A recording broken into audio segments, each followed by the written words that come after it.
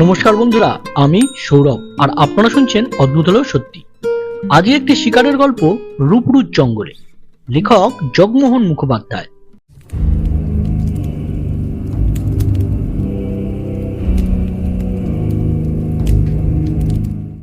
শিকার কাহিনী মাত্রই কিছুটা উত্তেজনার, একঘেয়ে পড়তে পড়তে ভালো লাগে না। এবার তাই একটা হাসি মেশানো গল্প বলি, একঘেয়েমি থেকে মুক্তি পাওয়া যাবে। একবার শীতে রাঁচি বেড়াতে গিয়েছি। একটা রাইফেল ঠিক সঙ্গে রয়েছে, কারণ আমার ধারণা কলকাতার রাস্তাঘাটে বেরুলে যেমন ট্যাকে কিছু পয়সা নেওয়া দরকার, তেমনি রাঁচি হাজারিবাগ অঞ্চলে গেলে দরকার রাইফেল বা বন্দুকের। রাঁচিতে পা দিলেই বন্ধু বান্ধব আত্মীয় স্বজন সব এসে জুটে হই হল্লা করে। দিন কটা খুব হুল্লোড়ের মধ্যে দিয়ে কেটে যায়, কিন্তু আমার সঙ্গে তাদের মনের মিল হয় না। সমবয়সী অন্যান্য সকলেই প্রায় থিয়েটার বা রবীন্দ্রসঙ্গীত এসব নিয়ে মেতে থাকে, কিন্তু শিকারের নাম শুনলেই 10 পা পিছিয়ে যায়। অথচ শিকারী বন্ধু রায় কদিন ধরে খবর দিচ্ছিল যে রূপকর বস্তিতে একটা চিতাবাঘ রোজ হানা দিচ্ছে। রাঁচি গিয়ে ওদের সহযোগিতা বা উৎসাহ না পেয়ে যতটা না মন খারাপ ভাব, তার চেয়ে বেশি ভয় হয় এদের পাল্লায় পড়ে এতদিনের শখটাই না জলাঞ্জলি দিয়ে বসি। দিন রাত এসব চিন্তা অনবরত মাথায় আমার। শেষ পর্যন্ত একদিন মরিয়া হয়ে বাজারের কাছে গিয়ে একটা স্টেশন ওয়াগন ভাড়া করলাম। বন্ধু বান্ধব সমবয়সীদের মধ্যে একমাত্র উৎসাহী রায়কেও খবর দিলাম। সেদিন শনিবার, সকলে অফিস থেকে ফিরে এসেছে। বাড়িতে লুচি মাংসের আয়োজন দেখে অনেকেই লুপ্ত। তারপর আমার শিকারের প্ল্যান শুনে হঠাৎ সটু আর বাঁশি আমার কাছে এসে শটান বলে বসলো, আমাদেরও সঙ্গে নিতে হবে। বললাম, সে কি, এতদিন বলে বলে মুখ ব্যথা হয়ে গেল, একটা ব্যবস্থা কেউ করতে পারলে না। আর আজ যখন নিজে কষ্ট করে সব বন্দোবস্ত করেছি, অমনি লুচি মাংস দেখেই সব চেপে বসলো। যাও বাছাধনরা, হারমোনিয়াম নিয়ে নদীর ধারে বসে গান গাও গে, শিকার ফিকারে তোমাদের যেতে হবে না। কিন্তু আমার কথায় আর কান দেবে কে? সেজে বসলো নিজেরাই। শুধু এই এক জ্বালাই নয়, সটু এসে আবার বলল, আমার এক বন্ধু সুজিত নতুন বন্দুক কিনেছে, সেও যাবে আমাদের সঙ্গে। ঝুট ঝামেলা নিয়ে আর যাই হোক শিকারে যাওয়া চলে না। বাধ্য হয়ে ওকে থামাবার জন্য বললাম, আমি কীর্তন গাইতে যাচ্ছি যে যত লোক পারি জুটিয়ে নিয়ে যেতে হবে। এ কথায়ও ওদের উৎসাহ কমল না। ফলে যাত্রার আগেই আমার শিকারের আশা নিভল। ওদিকে বাড়ির মেয়েদের হাঙ্গামা বাড়ল। দুজনের জায়গায় 5 জনের জন্য খাবার ব্যবস্থা। সে এক এলাহি কারবার, যেন চড়ুই ভাতি করতে যাচ্ছি। প্রবাদ আছে, অধিক সন্ন্যাসীতে গাজর নষ্ট। যাবার ঠিক ছিল বিকেলে, কিন্তু একজন আসে তো আর একজনের পাত্তা নেই। অপেক্ষা করে করে রওনা হতেই সন্ধে পার হয়ে গেল। রূপরুতে স্থানীয় এক লোকের বন্দোবস্ত করা ছিল। তার সঙ্গে দেখা হতেই বলল, রাস্তার পাশে একটা জায়গায় চিতাবাঘটা কয়েকদিন ধরে আসছে, সেখানে চলুন। ওর কথা মতোই সব ঠিক হলো। এদিকে 3টে রাইফেল, ওদিকে একলা চিতাবাঘ। ভাবনার বিষয় হলো ভাগে বসাবে কি করে। যা হোক, ঠিক করলাম রায় আর আমি মহড়া নেব, সুজিত থাকবে সাহায্যকারী রূপে। যদিও যে কোনো ভালো শিকারী মাত্রই বুঝবেন যে আসলে আমরা শিকার নিয়ে ছেলে খেলা করছি, যার এখানে কেবল আরম্ভের পর্ব। চিতাবাঘের নাম শোনা মাত্রই সটু আর বাঁশি বলল, তোমরা শিকারে যাও, আমরা গাড়িতেই আছি। আমি বললাম, সে কি, এক যাত্রায় পৃথক ফল? সে তো হতে পারে না, নেমে পড়ো বাছাধনরা। মনে মনে বললাম, এই শীতে আমরা জঙ্গলে বসে কাঁপবো, আর তোমরা গাড়িতে বসে লুচি মাংস সাঁটাবে আর ঘুম দেবে, তা হচ্ছে না। অনেক টানা হ্যাচড়ায় বাধ্য হয়ে ওরা চললো আমাদের সঙ্গে। সাতু আমার সঙ্গে আর বাঁশি রইল রায়ের জিম্মায়। রওনা হবার পর থেকেই দুটিতে আমাদের পাশে সেঁটে রইল। সাতুকে পরীক্ষা করবার জন্য টর্চটা হাতে দিয়ে বললাম, এই ঝোপটার ওপাশে গিয়ে দেখে এসো তো, কিছু আছে কিনা।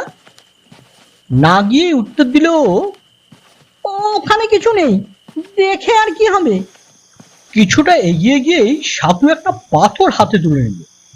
ওর ভাব দেখেই মনে হলো আমাদের ওপর ওর আস্থা নেই, বিপদে অবলম্বন খুঁজছে। সারাটা রাস্তা বাসি কিন্তু গা ঘেঁষে চলছিল। নির্দিষ্ট জায়গায় পৌঁছে গাইড চিতার আগমন স্থান নির্দেশ করলো।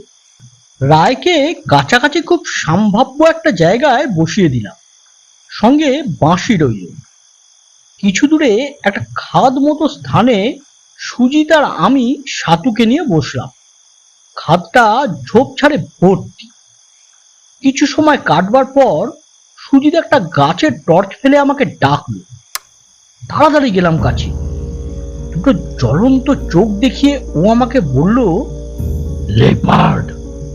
আমি বললাম, গাছে? সুজিত উত্তর দিল, লেপার্ড গাছে ওঠে জানেন না? কথাটা সব শিকারই জানে। আমার প্রশ্ন ছিল চিতার অবস্থানের। তবুও এই সব জানতা শিকারীকে বেশি কিছু না বলে আত্মসম্মান রক্ষা করাই শ্রেষ্ঠ বিবেচনা করে বললাম, যাও তুমি আর সাতু দুজনে মিলে ওটাকে মারো, আমি এখানে আছি। সাতু গেল না, আমার সঙ্গেই থাকলো। উপরন্তু আমাকে জিজ্ঞেস করলো, রাইফেলে গুলি ভর্তি আছে? উত্তর দিলাম, বাঘ না দেখে গুলি ভরা বিপজ্জনক, দুর্ঘটনা ঘটে যেতে পারে। সাতু এবার অনুযোগের সুরে বলল, রাইফেলে গুলি নেই, বাঘ এসে পড়লে তো আরো বিপদ। তাতে খুনের দায় পড়বে বাঘ, আমি নই। আমি একটু রসিকতা করেই বললাম। সুজিত ওদিক থেকে চেঁচিয়ে বলল, রেডি থাকবেন, বাঘ গাছ থেকে নেমে ঝোপের মধ্যে ঢুকেছে এখন। এই কথা শুনে সাতু মনস্থির করতে পারছে না। একবার আমার সামনে, একবার পেছনে এসে বসছে আর বারবার বলছে, আপনি দয়া করে রাইফেলে গুলি ভর্তি করুন। বলাই বাহুল্য, এ ধরনের অস্থির চিত্ত ও ভীতু লোক নিয়ে শিকারে কখনোই যাওয়া উচিত নয়, বা এরা সঙ্গে আছে বলেই প্রয়োজন ছাড়া রাইফেলে গুলি ভর্তি করে রাখতে নেই। ওর কথায় আমি কান দিলাম না।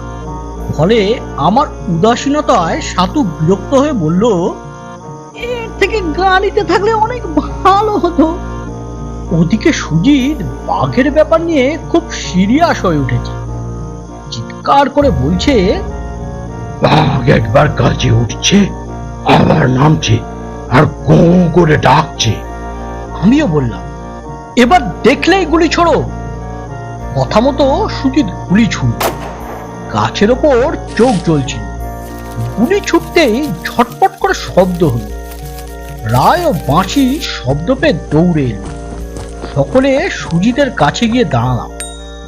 সুজিত খুব খুশি হয়ে বলল, দেখুন ব্যাটা মরে গাছে ঝুলছে। রায় তো তাই দেখে হেসে অস্থির। কোন রকমে হাসি থামিয়ে বলল,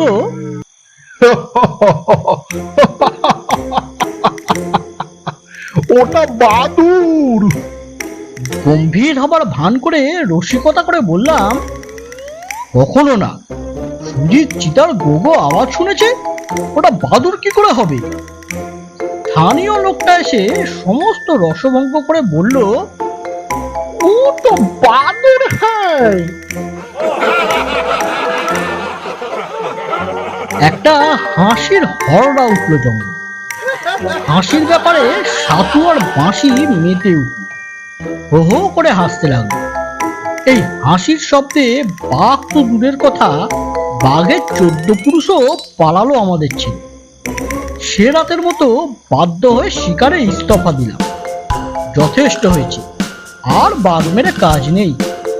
রাত 12টা। বাড়ি ফিরে ভোজনে মন দেওয়া গেল। এই ব্যাপারে সাতুর উৎসাহ অনবদ্য। তাই দেখে বললাম, খাবারের ব্যাপারে দেখছি তুই সবার আগে, অথচ যুদ্ধের সময় পশ্চাতে। বাঁশি রসিক লোক, সে বলল, আসলে আমরা এসেছি এই মাংসের টানে, শিকারের লোভে তো নয়। আরো 2-3 জায়গায় সে রাতে রায়কে নিয়ে ঘুরলাম। কিন্তু কিছু হলো না। তবে ওরা তিন বন্ধু আর গাড়ি থেকে নামেনি। অবশ্য আমি তাতে কিছুই মনে করিনি, তার কারণ গাড়ির খাবার নিঃশেষ হয়ে গিয়েছিল আগেই। কেমন লাগলো বন্ধুরা আজকের এই গল্পটি? ভালো লাগলে একটি লাইক করুন আর শেয়ার করুন সকলের সাথে। আর হ্যাঁ, চ্যানেলটি সাবস্ক্রাইব করতে ভুলবেন না যেন, কারণ এই রকম গল্প নিয়ে প্রতি শনিবার ঠিক দুপুর 1টায় আমি হাজির থাকছি এই চ্যানেলে। তাহলে বেল আইকনটিও টিপে দিন, তাহলে আপনাদের কাছে নোটিফিকেশন পৌঁছে যাবে। তাহলে আজকের মতো নমস্কার।